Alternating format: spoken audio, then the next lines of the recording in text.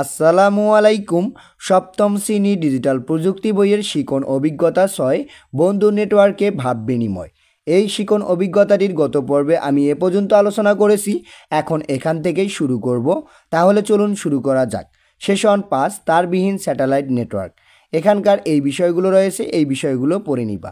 আমি এগুলো সম্পর্কে বিস্তারিত আলোচনা করতেছি না, আর এখানে যে কাজগুলো রয়েছে আমি শুধু সেই কাজগুলোর উত্তর প্রদান করব।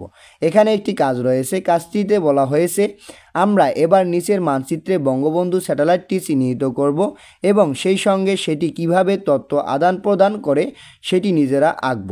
আমাদের মানচিত্রে আমরা আমাদের স্কুলের অবস্থান চিহ্নিত করব, তারপর সেখান থেকে আমরা বঙ্গবন্ধু স্যাটেলাইটের অবস্থান সংযুক্ত করব। এখন এখানে একটি মানচিত্র রয়েছে, আর এখানে কি বলা হয়েছে, মানচিত্রের মধ্যে তোমাদের স্কুলের অবস্থান এবং কী হয়েছে বঙ্গবন্ধু স্যাটেলাইটের অবস্থান চিহ্নিত করতে হবে। এখানে মানচিত্রের মধ্যে বাংলাদেশের অবস্থান এখানে দেখতে পাচ্ছ। আমি এখানে উত্তরবঙ্গের এখানে একটা কী হয়েছি গোল বৃত্ত দিয়েছি, মানে বিদ্যালয়ের অবস্থান দেখিয়েছি। তোমাদের বিদ্যালয়ের অবস্থান যেখানে হবে বাংলাদেশের সেখানে দিয়ে দিবা। তারপরে এখানে বিদ্যালয়ের নামটা এখানে লিখে রাখবা। আমি এখানে নমুনায় নাম হিসেবে দিয়েছি ক উচ্চ বিদ্যালয়। এরপরে এখানে দেখো বঙ্গবন্ধু স্যাটেলাইটের অবস্থান কোথায়, তাহলে বঙ্গবন্ধু স্যাটেলাইটের অবস্থান হচ্ছে এখানে, এই স্যাটেলাইটটি হচ্ছে কি বঙ্গবন্ধু স্যাটেলাইট। এভাবে এখানে এই মানচিত্রের কাজটির উত্তর করবা।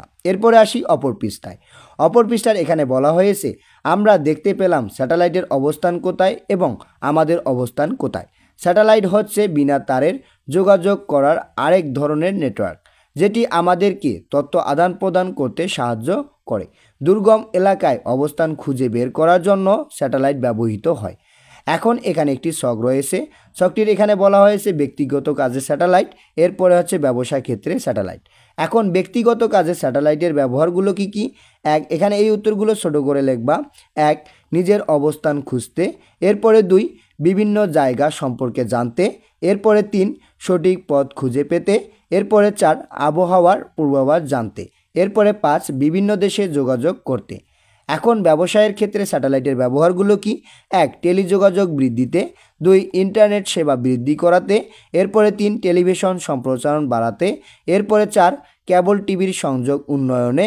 এরপরে হচ্ছে টেলিচিকিৎসার মান উন্নয়নে। এভাবে এখানে স্যাটেলাইটের কি ব্যক্তিগত কাজে ব্যবহার এবং ব্যবসা ক্ষেত্রে কাজে ব্যবহারের এই ছকটির উত্তর করবা। এরপরে আগামী সেশনের প্রস্তুতি। এখানে বলা হয়েছে আমরা আমাদের নিজেদের জীবন কোন কোন কাজে স্যাটেলাইট নেটওয়ার্ক ব্যবহার করি তা খুঁজে বের করব। এখন কিভাবে খুঁজে বের করবা বা কিভাবে এই কাজটির উত্তর করবা তা এখন আমি দেখিয়ে দিব। চলো এই কাজটির উত্তর শিটে। কাজটির উত্তর যেভাবে করবা, উত্তর আমরা আমাদের নিজেদের জীবনে যে যে কাজে স্যাটেলাইট নেটওয়ার্ক ব্যবহার করি সেগুলো খুঁজে বের করে তালিকা করব। নিম্নে একটি তালিকা করে দেখানো হলো। এখন আমি এখানে একটি তালিকা তৈরি করেছি। ১, জিপিএস এর মাধ্যমে নিজের অবস্থান অথবা কোনো জায়গা খুঁজে বের করতে।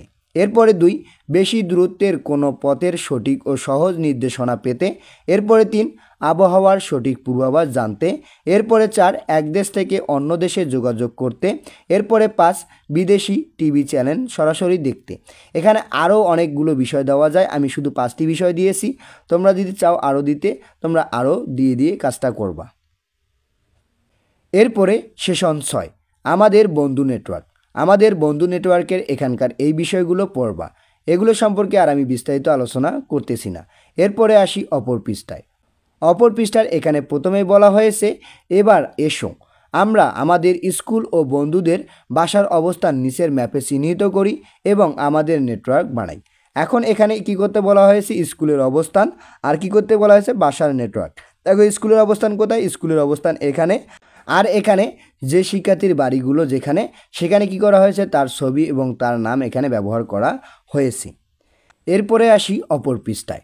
অপর পৃষ্ঠার এখানে বলা হয়েছে বন্ধুরা আমরা যে নেটওয়ার্কটি বানালাম এটি হলো আমাদের তারবিহীন বন্ধু নেটওয়ার্ক। এই নেটওয়ার্কে আমরা নানান প্রয়োজনীয় তথ্য আদান প্রদান করব এবং নেটওয়ার্কের গোপনীয়তা রক্ষা করব। এক্ষেত্রে যদি আমাদের মোবাইল ফোন এবং ইন্টারনেট সংযোগ থাকে সেক্ষেত্রে ক্লাস 6-এ আমরা তৈরি করা বন্ধু কমিউনিটির নেটওয়ার্কের মতো বিনা তারের যোগাযোগ করতে পারবো। সেখানে আমরা শুধু হেঁটে এক বন্ধু থেকে আরেক বন্ধুর কাছে যাওয়ার বদলে বার্তাটি মোবাইলে পাঠাবো। এখন এই কাজটি কিভাবে করবা তা এখন আমি দেখিয়ে দিব। চলো এই কাজটির উত্তর শিটে। বইয়ের দেওয়া ম্যাপটি থেকে কি করতে হবে, একটি নেটওয়ার্ক তৈরি করতে হবে। এখানে আমি একটি নমুনা নেটওয়ার্ক দেখিয়ে দিচ্ছি, তোমরা এভাবে একটি কি করবা, নেটওয়ার্ক তৈরি করবা। নেটওয়ার্ক তৈরি করার জন্য স্কুলের অবস্থান আর প্রতিটা বন্ধুর কি হচ্ছে বাড়ির অবস্থান চিহ্নিত করতে হবে কিন্তু। তারপরে বার্তা প্রেরণ শুরু হবে।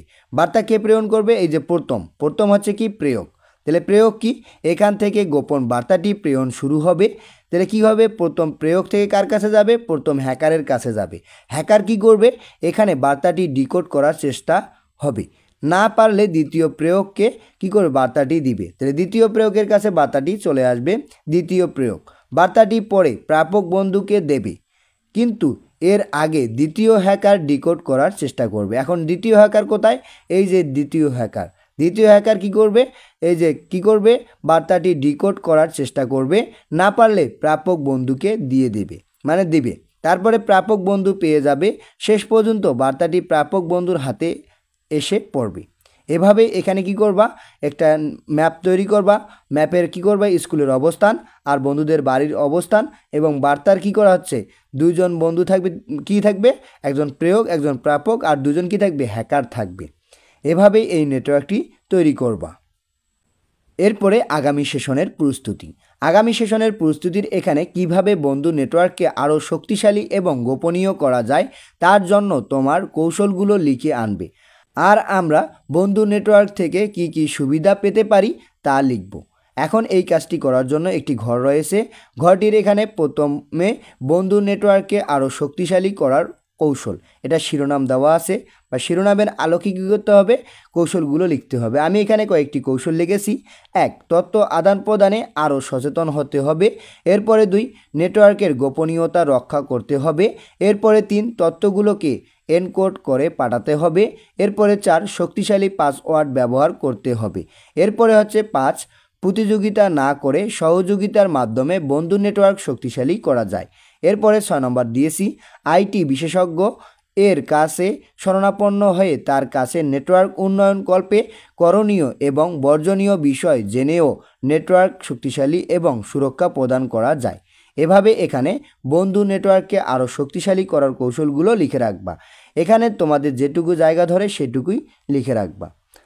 তাহলে এই উত্তরটির মাধ্যমে 6ষ্ঠ অধ্যায় বন্ধু নেটওয়ার্কে ভাব বিনিময়ের সম্পূর্ণ উত্তর হয়ে গেল।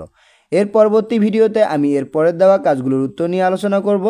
ধন্যবাদ সবাইকে এতক্ষণ সঙ্গে থাকার জন্য। ভিডিওটি ভালো লাগলে লাইক এবং সাবস্ক্রাইব করবেন।